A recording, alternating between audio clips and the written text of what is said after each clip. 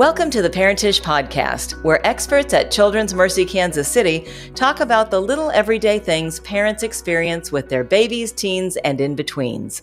I'm your host, Maggie McKay. As parents and educators, we often focus on health, education, safety, and more when it comes to our children, as we should.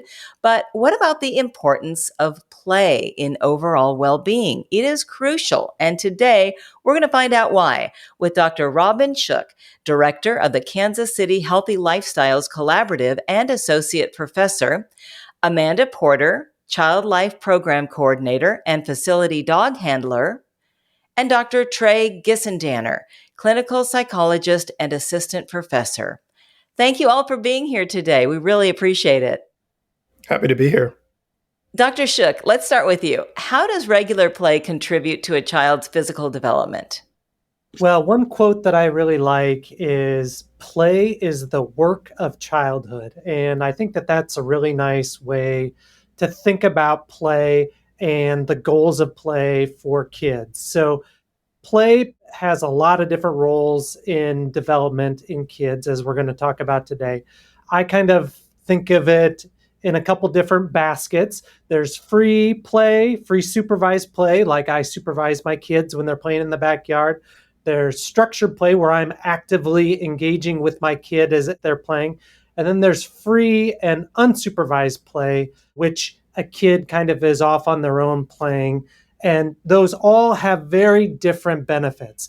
I'll talk just right now, though, about the physical development regarding free supervised play, especially around motor development. So motor development and motor development skills are things like running, jumping, hopping, skipping, throwing, kicking, and striking objects. And these are actually very important skills that are learned through play that will impact a child's ability to be physically active as a kid. And it actually, the data has shown, to translate to carrying forward physical activity habits into adulthood. Now, free play is great for a lot of different reasons, but free supervised play, structured play, also has a lot of role in those motor development things. So when you're outside playing with your kid, rather than just letting them run around, think about some of those things like running, jumping, hopping, and skipping. So you can maybe race your kid to the end of the block. You can practice throwing the ball at a tree. You can practice jumping over this stick or from this rock to that rock. All of those things are good, just play things, and they also will contribute to good physical development. I remember when my son was in preschool and the teacher told all the parents, the only job of your little one is to play. That is all they have to do every day, day in and day out. And it always stuck with me because I thought, darn, I want to be a kid again. Amanda, in what ways does play impact a child's mental and emotional well-being? Yeah, just to kind of go off a little bit about what Robin was saying, and you as well, Maggie, I like to think about this quote that says, "Birds fly, fish swim, and kids play." That's what they do best, whether they're in school, at home, even in the hospital environment. Allowing kids to play provides them with a safe outlet to be able to express themselves. It helps teach them self-regulation, really learning how to control and manage their frustrations or different emotions that they're having. When kids are able to play and experience different scenarios, we are able to teach them that they can do hard things and overcome tasks that maybe they otherwise wouldn't be able to overcome or understand. We also know that it really helps reduce stress. It encourages laughter and fun, which we know is so vital for kids to allow them to just be kids. I've also seen where it helps build self-confidence and self-esteem. It gives them the ability to gain mastery and control in environments, which research will tell us helps expand into their adult years. And it really helps provide them with life experiences. And it gives them a sense of belonging and connection, which we all as humans are striving to have. And I think getting that early on in life sets them up for success and allows them to be emotionally stable humans as they continue to grow and develop. Absolutely. Dr. Gissendanner, why is it important for parents and caregivers to actively participate in their child's play? I think there's many reasons why it's important. I think most importantly is it can help parents, caregivers build that strong bond with their child, helps create a sense of joy between parents and children. Play is fun. So I think Amanda, Dr. Shook have already kind of pointed out that play can be a stress relief for children and for parents. So just as an adult may golf or fish to relax, play with a parent does that for a child as well, helps them regulate, helps them relax from a stressful day. Children have stressful days too. I think beyond that, it can also help with brain development. Dr. Shook mentioned motor skills, but it can also help with attention and focus. It also tends to make oppositional or defiant children comply more with directions from adults. So it can just give parents an opportunity to model behaviors for their child. So teaching children how to play with others in a positive way, like taking turns and sharing, are a couple of examples. Dr. Shook, what types of physical activities are most beneficial for children at different ages? Do organized sports count as play when kids are getting older? Yeah, this is a great question. So, one thing to keep in mind is play can happen at any age. And I'm not talking about just childhood, this is even into adulthood. Play can happen at any age. And play has different purposes based on which age you're talking about. So, when we're talking about young kids, like for example, I have a 1 year old. The purpose of play with my 1 year old is obviously not to learn a sport or anything like that, but it's mostly around bonding with my child and modeling behavior. So we do things like swimming together, we go around walks together, we swing together on the swings. So even a child who has very few motor skills can still do physical play. For like 2 to 5 year olds, we're talking more around play where we're learning those motor skills. So you want to do activities that are not necessarily sports based. They can be things like keepy uppy, where you try to keep the ball or the balloon up in the air. You might be kicking or throwing or catching or doing like an obstacle course, which those can be fun games, but they're not necessarily sports. Another important thing is something like learning to ride a bike. So even in 2 to 5 year olds, you can start riding things like a Strider bike. 5 to 10 year olds, that's where you're starting to learn some sports skills. So you can start enrolling your kids in some sports activities. But the key, if you're doing that, is that should be focused on fun, number one, and skill development, number two. Winning competition should not be part of what you're looking for in like 5 to 10 year olds. And then when you start to get into your teens, that's where you can start doing competitive sports, where you're really looking at high level of competition if that's what your kid wants to do. And if your kid doesn't want to do competitive sports, any type of sports that they can do with their friends is going to be something that they're going to want to do. Just some other key things that I want to just mention is that always, always, always ask the kid what they want to do. And that's from when they're young, 2 year olds, all the way up to they're 18. We shouldn't be forcing kids into a certain sport that they may want to do or an activity that they want to do. And I've said this several times. The other thing you want to focus on is fun. Fun, fun, fun. We actually did a survey of over 4,000 kids in the Kansas City region. And the number one reason they participate in sports is not competition or winning. It is to have fun and to be with their friends. So keep those things in mind, no matter what age you're talking about. That is awesome information to know.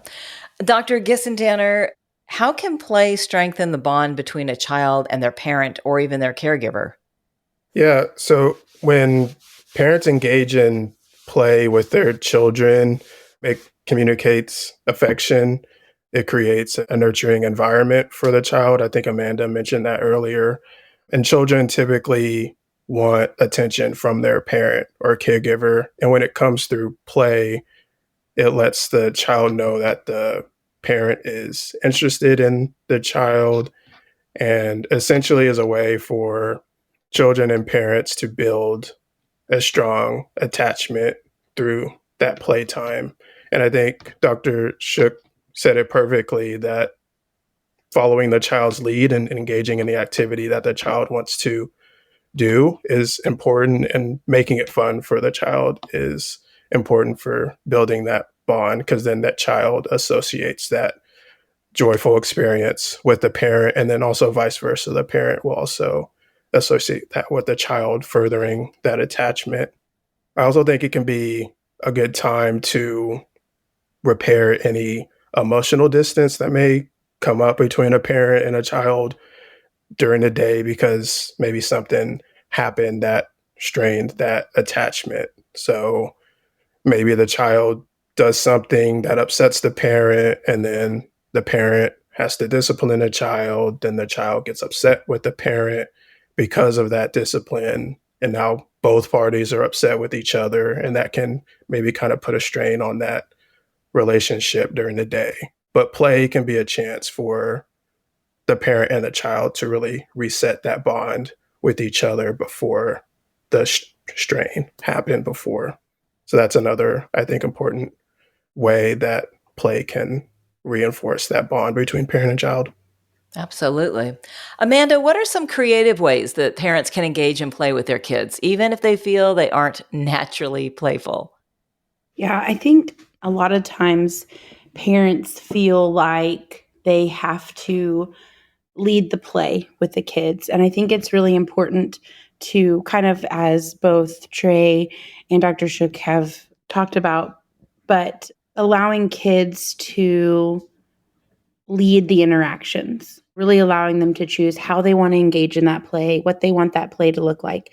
Oftentimes it's not going to look like we expect it to look, but I think that's the goal of play, is for it to be freeing and provide them a sense of safety. Also, another really important way is to allow it to be a part of your daily routine. I often think about when I was a kid and what kid likes to do chores, but my mom would make them fun. It would be a game, and she would use different tasks that I had to do throughout the week as a way to engage me in play. I think oftentimes families are so busy getting to different activities or with work or various needs of the family. And so I think if families are able to set aside intentional time, oftentimes we think that has to be an hour or 30 minutes. But even if parents and kids are able to set aside 10 to 15 minutes of play, putting away those distractions and really being able to focus their full attention on that, it allows kids who maybe aren't naturally playful to incorporate that into their daily lifestyle, which I think is really helpful. And things that I have seen with kids that I interact with in various settings. First of all, Amanda, I love your mom. She sounds like such a good mom to make chores seem fun. I love that. What are some strategies for encouraging play that supports emotional resilience and stress relief? Yeah, that's a really great question. I've really noticed in my role as a child life specialist that when kids are given an opportunity to engage in play where there's a low pressure environment, it allows them to utilize their creativity. It can be done both in an individualized play where a child is playing by themselves, but also in what we call cooperative play, where they are interacting with others. Allowing time to engage with kids in play also models healthy emotional expression, which I think we've talked about several times throughout this podcast. But kids are observers. They learn from what they see. So if they are observing themselves, allowing to express their emotions, it really empowers them to do the same. There are times where I might be doing something as simple as coloring with a kid, and I might go out of the lines and it frustrates me, right? But allowing them to see that it frustrated me, but I was able to move on, really helps set them up for success. It teaches them that they don't need to hide their emotions, right? Our body's response to various things in life is normal. And so allowing them to have a space that they can do that. As child life specialists, we do a lot of what we call healthcare play. That's allowing kids to really explore items that they see in their hospital environment so that they can create that mastery and that positive coping. And I think that can be true of anything that's even not in the hospital. So if you're going to be doing a new sport or a new school or whatever it might be, something new, and they're feeling overwhelmed, if we are able to bring in familiar items that they're going to see and engage those and play with them, it allows them to feel confident and comfortable in that new space. And I think can help relieve the stress that comes with any type of new environment and allows them to really embrace the emotions that they might feel with these new tasks that they're taking on. Dr. Shook, would you please share some tips for incorporating more physical play into daily routines, especially for busy families, which most are? Yeah, it's so hard to find time, isn't it? Well, I think you've kind of heard today, any time is a good amount of play. So even in my family, we designate 5 minutes of playtime per day with each of the parents. So even just a 5 minute chunk is fine. Here are some other tips. One, and you heard this come up before, make it a game. You can make just about anything fun if you make it some sort of competition. Number two, try to do it together. Cannot stress enough how important that playing with your child or having an adult play with the child is in modeling behavior and providing appropriate development for the kid. Tip number three that I have is keep a bag of sports gear in your car. I personally keep basketball, a baseball, and a frisbee in my trunk at all times, just in case you have a free minute and you pull over and want to play in a park or something like that. And bubbles. Or bubbles. Yes, that's a great one. I should add that one to mine. Bubbles are very popular in my house. Bubbles and balloons, very low-tech things that are very fun playthings. And then the other tip is just to be a good role model for your kid. Your kid is like a sponge. They soak up everything that they see other people do, both good and bad. So try to be a good role model for your kid. You don't have to be a marathon runner. You can just do any little things to play with your kids. And then this is not just a tip, just another general recommendation I tell everyone is ask kids what they want and make it fun. If you want some more good resources, I go to Move Your Way. You can just Google Move Your Way. That's the federal government's program to get people moving. My team also has some resources available on social media where you can find us at Move Together KC, and that's on Instagram and Facebook. Perfect. Thank you so much for those resources. Amanda, did you want to add anything to that? I think I really just want to echo kind of what was the theme of all of this, which is finding the time, whether it be 5, 10, 15 minutes. It doesn't have to be a lengthy amount of time, allowing kids to have choices. A lot of kids' choices are taken away for various things, whether they're at school or different things. So giving them the opportunity to choose what they want to do, what they want that play to look like. And then lastly, like Robin just said, engaging with them, allowing them to see that, yes, you're their mom, yes, you're their dad, or yes, you're their caregiver, but also you can still be fun. You can still have a good time. And again, even in those everyday routines, whether it's chores or whatever that looks like for your family, just utilizing what you're already doing and allowing it to be a playful setting. Well, thank you all for your time today and sharing your expertise and such great ideas, useful, practical ideas that we can actually use. So we really appreciate you being here. Thank you. Thank you. Of course. Yes, thank you. Again, that's Dr. Gissendanner, Dr. Shook, and Amanda Porter. And if you'd like to find out more, you can visit childrensmercy.org/parentish. That concludes this episode of the Parentish Podcast. For more parenting tips and tricks, again, visit us at parentish.org, where we help you celebrate the craziness and challenges of parenthood.